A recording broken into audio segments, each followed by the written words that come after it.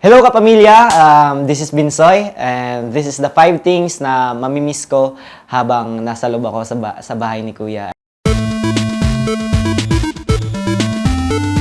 Una, syempre yung pamilya ko, bonding namin ng friends ko, and yung mga galaan namin, yung pagbabasketball kung saan-saan. Panglima na, yung pagsasayaw sa mga contest.